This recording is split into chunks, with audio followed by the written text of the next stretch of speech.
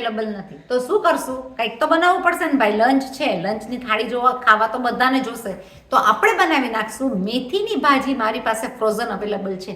મુઠિયા નાખીને બનાવી નાખીએ મેથી મુઠિયાનું કાઠિયાવાડી લસણની ચટણી વાળું ચટાકેદાર શાક. ચાલો મારા રસોડામાં. આજની આપણી તૈયારી છે મેથીનું મસ્ત મજાનું મુઠિયાવાળું શાક. તો મેથીની મુઠિયાના શાકની તૈયારીમાં આપણે રેડી કરી લીધું છે આ બધી વસ્તુ. તો હવે આપણે બનાવીએ મેથીનું શાક. કેવી રીતના? સહેલી રીતના મેથીનું મુઠિયાવાળું શાક. આ કાઠિયાવાડી શાક માટે એટલે કે મેથી મુઠિયાના કાઠિયાવાડી શાક માટે આપણે બનાવશું કાઠિયાવાડી ચટણી. તો એની માટે મેં લઈ લીધું છે, આપણે લસણ લઈ લેશું. લસણની અંદર આપણે નાખશું કૂટવામાં અડધી ચમચી મરચાની ભૂકી અને અડધી ચમચી ધાણા જીરું. આપણે એની બનાવી નાખશું ચટણી. કાઠિયાવાડી કોઈ પણ ચીજ હશે એની અંદર મિક્સિંગ થશે કાઠિયાવાડી ચટણીથી. તો એની સાથે આપણે જૂની રીતથી કૂટીને લઈ લીધી છે લસણની મસ્ત મજાની ચટણી. આપણી લસણની ચટણી તૈયાર થઈ ગઈ. મૂકી દીધું છે 6 ટેબલ સ્પૂન તેલ. કાઠિયાવાડી શાકની અંદર મુઠિયા આવવાથી તેલ તો આપણને ભાઈ સરખું લાગશે. તમે જોઈ શકો છો કે આપણે રાઈ, જીરું અને હિંગ સરસ રીતના સોતે થવા માંડી ગયા છે. એ આપણે જ્યારે સોતે થતા હશે તો આપણે એની અંદર લઈ લઈશું લીલા મરચાં. લીલા મરચાંનો સ્વાદ બહુ જ સરસ આવશે. એની સાથે આપણે લઈ લઈશું 3 ટેબલ સ્પૂન જેટલા ટમેટા. ટમેટા આપણે એની અંદર સોતે થઈ છે તો આપણે લઈ લઈશું એમાં લસણની ચટણી.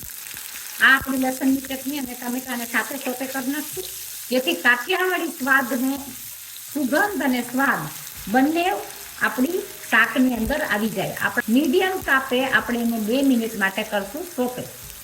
સ્વાદ વધારવા માટે આપણે લઈ લઈશું થોડુંક એવું આદુનું મિક્સિંગ કરી નાખશું એટલે આપણો આ મસાલો એકદમ જ સરસ થઈ ગયો છે. આ મસાલો કરતાની સાથે ઘરની અંદર એકદમ સુગંધ આવશે. એની સાથે આપણે બધો જ ઘરનો મસાલો એટલે કે આપણે બધો ઇન્ડિયન મસાલો લઈ લઈશું. તો મેં લઈ લીધી છે અડધી ચમચી જેટલું ધાણા જીરું, અડધી ચમચી જેટલી હળદર, માપ અનુસાર નિમક અને આપણે લઈ લઈશું અડધી ચમચી મરચાની કાશ્મીરી ભૂકી. એનાથી ને કલર પણ સરસ આવશે અને સ્વાદ પણ સરસ લાગશે. તો જ્યારે તેલ છૂટું પડવા માંડી ગયું છે ત્યારે આપણે 1 કચોરા જેટલું લઈ લેશું મસ્ત મજાની છાશ, ખાટી મીઠી, જેનાથી ને સ્વાદ એકદમ સરસ મજાનો થઈ જશે. આપણી છાશ બહુ સરસ રીતના ઉકળવા માંડી છે અને મિક્સ થવા માંડી છે. તમે જોઈ શકો કે એનો કલર, સ્વાદ અને ટેસ્ટ બહુ સરસ લાગશે, એની ગેરંટી છે. સહેલી રીતના છાશ અંદર વઘારાઈ ગઈ છે લસણની ચટણી કાઠિયાવાડી સ્વાદમાં. ટાઈમ આવી ગયો મેથીની ભાજી નાખવાનો. મને ઓસ્ટ્રેલિયામાં તાજી ભાજી નહીં મળે તો મેં લઈ લીધી છે ફ્રોઝન ભાજી. શાક જ્યારે ચડે છે એટલી વારમાં આપણે બનાવી નાખશું મુઠિયા. આપણે મુઠિયાની તૈયારી ચાલુ કરી દઈશું અને આપણે એની અંદર કરશું જોઈતા પ્રમાણમાં મસાલો. આપણે એમાં લઈ લઈશું માપથી નિમક. મેં લઈ લીધી છે અહીંયા ફ્રોઝન મેથી. તમારી પાસે ફ્રોઝન મેથી ન હોય તો તમે તાજી મેથી પણ લઈ શકો. મેથી જો તમારા ઘરમાં પડી હોય ને કોઈ શાક અવેલેબલ બીજું ન હોય તો આ કાઠિયાવાડી શાક મેથી મુઠિયાનું જરૂર બનાવજો, બહુ સરસ થતું હોય છે. એની સાથે હું લઈ લઈશ અડધી ચમચી હળદર, એની સાથે હું લઈ લઈશ 1/4 ચમચી જેટલી ધાણા જીરું, એની અંદર હું લઈ લઈશ કાશ્મીરી મરચાની ભૂકી. ગળાશ અને ખટાશના બેલેન્સ માટે હું લઈ લઈશ થોડી કેરી ખાંડ. એની સાથે આપણે લઈ લઈશું પિંચ ઓફ હિંગ.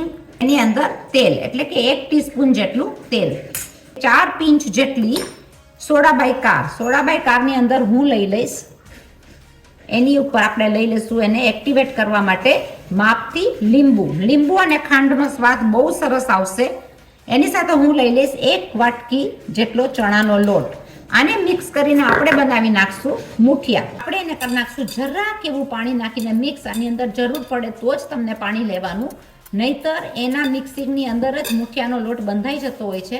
સોડા બાયકાર નાખ્યો હોવાથી આ મુઠિયા એકદમ જ સરસ થશે. તો આ આપણો મુઠિયાનો લોટ સરસ રીતના બંધાઈ ગયો છે. મુઠિયા એટલે હરેક શાકનો રાજા. તો આ આપણા શાકના રાજાને આપણે લઈ લઈશું મેથીના શાકની અંદર. મેથીના ભાજીના શાકમાં મસ્ત મજાના બનાવી નાખશું મુઠિયા. અને આ બધું જ જે છે એ બધું આપણે લઈ લઈશું મુઠિયામાં. આપણે બધા મુઠિયાની સાઈઝ લેશું અવળી, કારણ કે મુઠિયાના સાઈઝમાં આ ડબલ ધ સાઈઝ થશે એટલે કે ફૂલશે અને મુઠિયા બહુ જ સરસ લાગશે શાકની અંદર. તો એ વાત સાથે આપણે આ બધા મુઠિયા વાળી લેશું. જો તમે આપણે મુઠિયા કેટલા સરસ મજાના વાળી લીધા છે, આટલા એવા લોટમાંથી આટલા બધા મુઠિયા થશે. આપણે પહોંચી જશું આપણા ખટખટતા શાકની અંદર. એની સાથે એક હું નાની વાટકી જેટલું પાણી અંદર થોડું એડ કરીશ રસો કરવા માટે. તો આપણી આ મેથીની ભાજી છાશવાળી મસ્ત મજાની ખદખદે છે. જ્યારે છાશ ખદખદતી હશે ત્યારે આપણે નાખી દઈશું એની અંદર મુઠિયા. તો આપણા મુઠિયા બહુ સરસ રીતના આપણે અંદર નાખી દઈશું બધા. અને મુઠિયાનું મિક્સિંગ મેથીની ભાજી સાથે બહુ જ સરસ લાગે. આ તમે જરૂર બનાવજો. જ્યારે કોઈ શાક અવેલેબલ ન હોય ત્યારે પણ આ શાક બનાવ્યું હોય તો બહુ જ સરસ લાગે. એટલે કે કાઠિયાવાડી શાક તમને ખાવામાં બહુ જ સ્વાદિષ્ટ લાગે. આ શાક અને ભાજી પણ સરસ લાગે, આ શાક અને ભાત પણ સરસ લાગે. તો આપણા આ મુઠિયા ડબલ ધ સાઇઝ થવા માંડ્યા છે ઓલરેડી. આપણે એને ચડવા દેશું 5 થી 7 મિનિટ મીડિયમ તાપે. તમે જોઈ શકો double the size muthiya already થવા માંડ્યા છે. તમને પાણીનું પ્રમાણ ઓછું લાગે તો છાશ કે પાણી એડ કરી શકો. પણ શાક આપણું બહુ જ સરસ થયું છે. તો આપણે પાકવા દેશું મુઠિયાને. આપણા મુઠિયા અને મેથીનું ભાજી એક રસ થઈ જાય એની માટે આપણે ઢાંકીને થવા દેશું 5 મિનિટ. આપણે જોઈ લઈશું આપણું શાક 5 મિનિટ પછી કે શાક એકદમ સરસ મજાનું ચડી ગયું છે. મુઠિયા પણ ડબલ ધ સાઇઝ થઈ ગયા છે અને મુઠિયા એકદમ સરસ રીતના અંદર ભળી ગયા છે. તો આ શાક તમે જરૂર બનાવજો. આપણે આ શાકને લઈ લેશું રોટલી કે ભાત કે ખીચડી સાથે. રસાવાળું શાક બહુ જ સરસ લાગતું હોય છે. તમને રસો જે પ્રમાણે જોઈએ એ પ્રમાણે તમે રાખી શકો. પણ આપણા મુઠિયા એકદમ સરસ મજાના ચડી ગયા છે અને ડબલ ધ સાઇઝ થઈ ગયા છે. આપણા મુઠિયા એકદમ સરસ મજાના ચડી ગયા છે, ડબલ ધ સાઇઝ થઈ ગયા છે. એક રસ તમારું શાક આ થઈ ગયું છે. મુઠિયા છે એટલે આટલો રસો તો પીએ જ જશે. આપણે એની સાથે કરી નાખશું ગેસ બંધ. અને આ શાક આપણું એકદમ સરસ મજાનું થયું છે. મુઠિયા પણ એમ જ છે. તમે જુઓ જે પ્રમાણે તમને સોડા બાય કાર જોતી હોય એ પ્રમાણે તમે નાખી શકો. કાઠિયાવાડી મેથી મુઠિયાનું શાક જરૂર બનાવજો. એકદમ જ સ્વાદિષ્ટ થતું હોય છે. આપણા મેથી મુઠિયાનું શાક એકદમ જ સરસ મજાનું થઈ ગયું છે. તમે જોઈ શકો કાઠિયાવાડી શાક આ બનાવેલું બહુ સરસ લાગે છે. તો એની સાથે આપણે મેથી મુઠિયાને લઈ લેશું આપણા બાઉલમાં એટલે કે આપણા કચોરામાં. અને જમવાની થાળીની અંદર મેથી મુઠિયાનું શાક ગમે એની સાથે સરસ લાગશે. આ મુઠિયાનું શાક બહુ જ સરસ થતું હોય છે. કાઠિયાવાડી રીતથી બનાવેલું શાક સ્વાદમાં એકદમ સરસ લાગે. અને એની સાથે આપણી ખાવાની થાળી આખી તૈયાર થઈ ગઈ છે.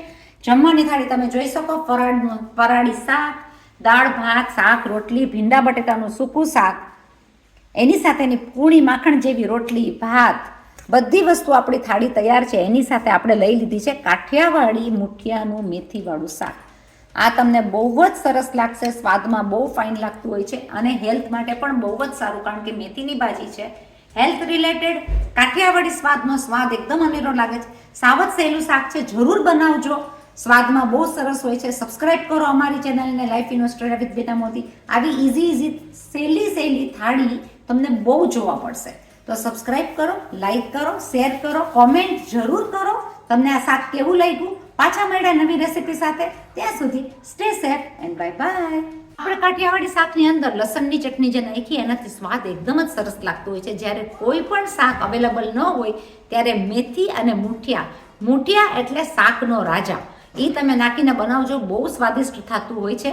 અને મુઠિયા બનાવવામાં એક વસ્તુ જોવાની જરૂરી રહે કે પાણીની જરૂરત હોય તો જ નાખવાનું, નહીંતર એની અંદર એનું જ મિક્સિંગ બહુ સરસ થશે. સોડા બાય કાર તમને જે પ્રમાણે જોઈએ ઓછી વધતી તમે લઈ શકો. કેટલા ફૂલેલા જોઈએ છે નથી જોતા એ પ્રમાણે તમે જરૂર લઈ શકો.